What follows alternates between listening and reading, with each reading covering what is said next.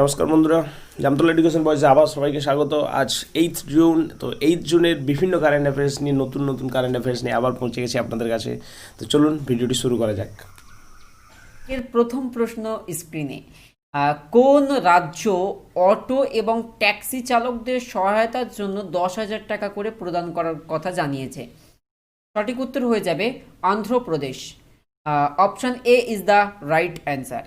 ডিটেলে দেখি, in a bid to help auto and taxi driver, auto এবং taxi ড্রাইভারদের সহায়তার জন্য যারা অ্যাফেক্টেড হয়েছে ডিউ টু কোভিড-19 লকডাউন সিচুয়েশনে, দ্য অন্ধ্রপ্রদেশ গভর্নমেন্ট অর্থাৎ অন্ধ্রপ্রদেশের চিফ মিনিস্টার ওয়াইএস জগনমোহন রেড্ডির ডিসবার্সড 4 মান্থ 4 মাস ব্যাপী in advance and annual financial assistance of ₹10,000 to each of the 2.62 lakh beneficiaries under the state welfare scheme. অর্থাৎ 2,62,000 এরকম অটো ও ট্যাক্সি ড্রাইভারদেরকে এই 10,000 টাকা করে কিন্তু 4 মাস ব্যাপী প্রদান করবে অন্ধ্রপ্রদেশ সরকার।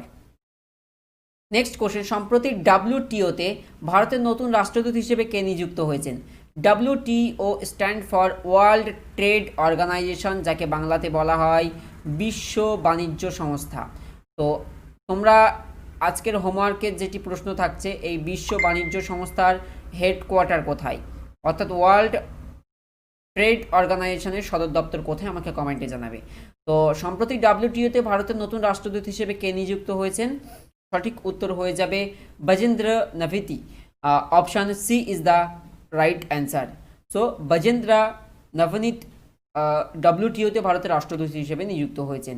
India appointed Brajendra Navnit a 1999 batch IAS officer of Tamil Nadu cadet as India's new ambassador of the world trade organization অর্থাৎ ডাব্লিউটিও। তোমরা আমাকে প্রত্যেকে কমেন্টে জানাও, ওয়ার্ল্ড ট্রেড অর্গানাইজেশন বিশ্ব বাণিজ্য সংস্থার সদর দপ্তর কোথায় অবস্থিত? নেক্সট কোশ্চেন, এশিয়া বিশ্ববিদ্যালয় র্যাঙ্কিং 2020। এশিয়া মহাদেশের অন্তর্গত যে বিশ্ববিদ্যালয়গুলি রয়েছে তাদেরকে নিয়ে র্যাঙ্কিং করা হয়, অর্থাৎ টপ ইউনিভার্সিটি ফাইন্ড আউট করার চেষ্টা করা হয়। তো কোন ভারতীয় প্রতিষ্ঠান সেরা ইনস্টিটিউটের শিরোপা পেয়েছে?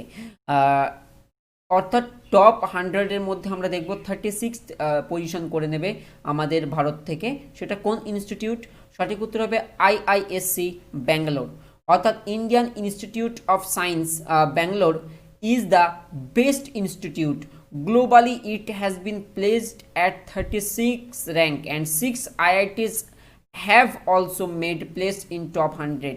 অর্থাৎ যদি আমরা টপ 100-এর তালিকা দেখি, টপ 100-এর মধ্যে IISc Bangalore Indian institute of science যেটা কিন্তু র্যাঙ্ক করেছে 36। ক্লিয়ার? এবং এর মধ্যে এই টপ 100-এর তালিকায় ভারতের আরও 6টা আইআইটি এসেছে। আইআইটি খড়গপুর এসেছে, আইআইটি দিল্লি এসেছে। ক্লিয়ার? আরও 6টা আইআইটি এসছে, ইন্ডিয়ান ইনস্টিটিউট অফ টেকনোলজি। এবারে আমরা জানবো এই যে কম্পারিজনটা বা এই যে র্যাঙ্কিংটা করা হয়েছিল মোট কতগুলি ইনস্টিটিউশনের মধ্যে? টোটাল 489 ইনস্টিটিউশন পার্টিসিপেট করেছিল ফ্রম 30 কান্ট্রি, 30টা দেশ থেকে টোটাল 489টা ইউনিভার্সিটি পার্টিসিপেট করেছিল। তো যেখানে 56টা ইন্ডিয়ান ইনস্টিটিউট, আমাদের দেশের 56টা ইনস্টিটিউট এই পার্টিসিপেট করে। ক্লিয়ার? টোটাল 489টার মধ্যে আমাদের দেশ থেকে 56টা ছিল। নেক্সট কোশ্চেন, তাহলে আমাদের দেশ থেকে যেটা টপ করেছে আইআইসি ব্যাঙ্গালোর, সেটা 36 পজিশনে এসেছে। তাহলে একদম টপে কে রয়েছে? একদম ফার্স্ট পজিশনে গোটা বিশ্ব এশিয়া স্পেসিফিকে সবচেয়ে সেরা বিশ্ববিদ্যালয় কোনটি? সঠিক উত্তর হয়ে যাবে সিংহ ইউনিভার্সিটি, যেটা হচ্ছে সিংহুয়া ইউনিভার্সিটি, যেটা চায়নাতে মূলত অবস্থিত। First place, second place both occupy করেছে চায়না। তো Tsinghua university of China has top the Asia university ranking 2020। Asia university র্যাঙ্কিংয়ে সেটা টপ করেছে। নেক্সট, কনফেডারেশন অফ ইন্ডিয়ান ইন্ডাস্ট্রিজের নতুন রাষ্ট্রপতি হিসেবে কে নিযুক্ত হয়েছেন? কনফেডারেশন অফ ইন্ডিয়ান ইন্ডাস্ট্রির সঠিক উত্তর হয়ে যাবে Uday Kotak. Option A is the right answer. Confederation of Indian industry is an, তো তোমাদেরকে জানিয়ে রাখা দরকার এই কনফেডারেশন অফ ইন্ডিয়ান ইন্ডাস্ট্রিটা কী জিনিস। এটা মূলত ভারতবর্ষের যে ইন্ডাস্ট্রি বা ভারতবর্ষের যে শিল্প রয়েছে, যে এমএসএমই সেক্টর বা এসএমই সেক্টর বা এমএনসি সেক্টর, তো সেই সেক্টরগুলোর জন্য একটা সংস্থা বলতে পারো, যেটা নন গভর্নমেন্ট নন প্রফিট একটা অর্গানাইজেশন, যেটা লিড করে থাকে এই বিভিন্ন সেক্টরগুলোকে সঠিকভাবে চলার জন্য। যেমন তোমাদেরকে জানিয়ে রাখি, সন্ধ্যা 7টা 7 PM যে আমি ক্লাসটা করিয়ে থাকি for all competitive exam, general studies class, বর্তমানে আমি জিওগ্রাফির ক্লাস করছি। তো ক্লাসটা দেখো, গতকালকের ক্লাস ভারতের অবস্থান করেছি এবং ভারতের প্রতিবেশী দেশগুলোকে নিয়ে কথা বলেছি। তো যা তার সঙ্গে এটা আলোচনা করেছি যে ভারতের সঙ্গে আর কোন কোন দেশের সঙ্গে কোন কোন সীমা রয়েছে, বা ভারতের সঙ্গে আর কোন কোন দেশের কি কি সংস্থা বা কী কী এরকম একসঙ্গে যৌথ অধিবেশন করেছে, যার মধ্যে আমরা ব্রিক্স নিয়ে কথা বলেছি, সার্ক নিয়ে কথা বলেছি, এশিয়ান নিয়ে কথা বলেছি। তো ওই ক্লাসটা অবশ্যই দেখবে, অনেক কনসেপ্ট ক্লিয়ার হয়ে যাবে। নেক্সট, কোন ভারতীয় অভিনেতা ফোর্বসের ওয়ার্ল্ডস 100 হাইয়েস্ট পেইড সেলিব্রিটির তালিকায় স্থান পেয়েছে? তোমাদেরকে জানিয়েছিলাম গত পর্বে, ওয়ার্ল্ড হাইয়েস্ট পেইড অ্যাথলেটিক্সের তালিকায় কিন্তু ভারতীয় ক্রিকেটার বিরাট কোহলি স্থান পেয়েছে এবং তার আর্নিংটাও তুলে ধরা হয়েছিল। ক্লিয়ার? এবারে আসছি সেলিব্রিটির তালিকায়। World top 100 highest paid celebrity তালিকায় টপ স্থান করে নিয়েছে অক্ষয় কুমার, এবং তার আর্নিং যদি আমরা দেখার চেষ্টা করি, Akshay Kumar is the only Indian celebrity to feature on Forbes 2020 list of world 100 highest paid celebrity, এবং তিনি 52 পজিশন করেছেন পেইড সেলিব্রিটি তালিকায় টপ 100-এর মধ্যে, এবং তার আর্নিং দেখানো হয়েছে yearly 48.5 million USD. Clear? Next, Adidas কোম্পানির নতুন ব্র্যান্ড অ্যাম্বাসাডার হিসেবে কে নিযুক্ত হয়েছেন? অ্যাডিডাস কোম্পানির নতুন ব্র্যান্ড অ্যাম্বাসাডার হিসেবে নিযুক্ত হয়েছেন মানুষী চিলার। ইনি একজন প্রাক্তন মিস ওয়ার্ল্ড। ক্লিয়ার? তো দেখে নাও, German sports brand Adidas has appointed former Miss World Manushi Chhillar as its new brand ambassador. নতুন ব্র্যান্ড অ্যাম্বাসাডার হয়েছেন মানুষী চিলার। নেক্সট জানি, ACI Asia Pacific green airports recognition 2020 award পেল কোন ভারতীয় বিমানবন্দর?